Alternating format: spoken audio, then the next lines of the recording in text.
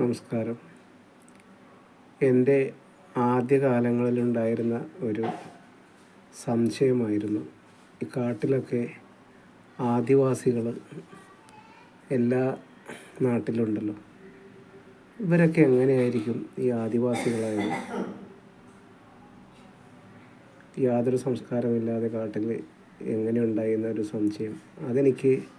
അതിനൊരു ഉത്തരം കിട്ടിയത് എം തിയറി എന്താണെന്ന് മനസ്സിലാക്കാൻ ശ്രമിച്ചപ്പോൾ മിത്രൻ സാറിൻ്റെ വീഡിയോകളിൽ നിന്നാണ് മനസ്സിലായത്.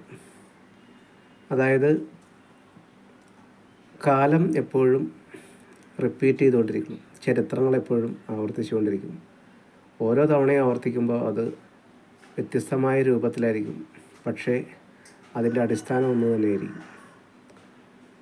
അതായത് ഈ ആദിവാസികൾ ഉണ്ടാകാൻ കാരണം, പണ്ടൊക്കെ ലക്ഷക്കണക്കിന് നാട്ടുരാജ്യങ്ങളാണ് ലോകമെമ്പാടും ഉണ്ടായിരുന്നത്.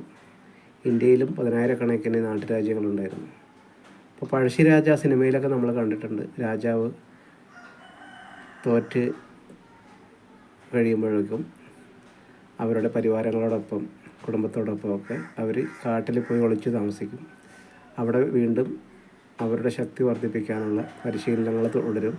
പുതിയ തന്ത്രവുമായി കുറച്ച് കാലത്തിന് ശേഷം വീണ്ടും വന്ന് യുദ്ധം ചെയ്ത് ജയിക്കുകയാണെങ്കിൽ രാജ്യം തിരിച്ചു പിടിക്കും, ഇല്ലെങ്കിൽ കാട്ടിൽ തന്നെ കഴിയും. അങ്ങനെ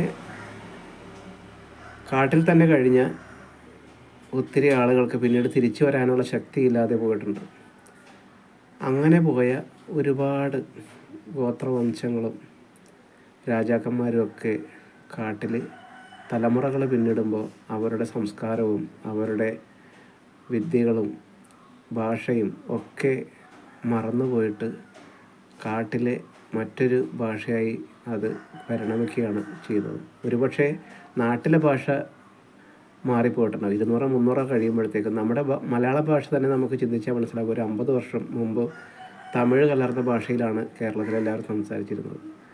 ഇപ്പോഴും ഭാഷയിൽ ഒരുപാട് മാറ്റങ്ങൾ വന്നിട്ടുണ്ട്. ഇതുപോലെ ലോകമെമ്പാടും ഭാഷകളെപ്പോഴും ചെറിയ ചെറിയ മാറ്റങ്ങൾ വന്നിട്ടുണ്ട്.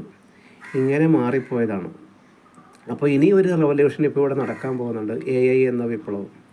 അതിനെക്കുറിച്ചും മിത്രൻജി സീരിയസ് ആയിട്ട് AI കുറിച്ച് ചെയ്തിട്ടുണ്ട്, ആർട്ടിഫിഷ്യൽ ഇൻ്റലിജൻസ്. അപ്പോൾ ഇനി നടക്കാൻ പോകുന്നത് അതിൻ്റെ മറ്റൊരു ആവർത്തനമാണ്. അതായത് ലോകം മുഴുവനും ഈ ഇൻ്റർനെറ്റ് ഉപയോഗിച്ച് ഒരു കൂട്ടിലടക്കപ്പെട്ട പോലെ ഒരു AI കീഴിലേക്ക് വരുന്ന ഒരു കാലമാണ് ഉടനെ സംഭവിക്കുന്നത്. അപ്പോൾ ഇതിൽ പെടാത്ത ആൾക്കാർ, മൊബൈൽ ഉപയോഗിക്കാത്ത ആൾക്കാർ ഈ നാട് വിട്ട് കാട്ടിലേക്ക് ഓടേണ്ടി വരും.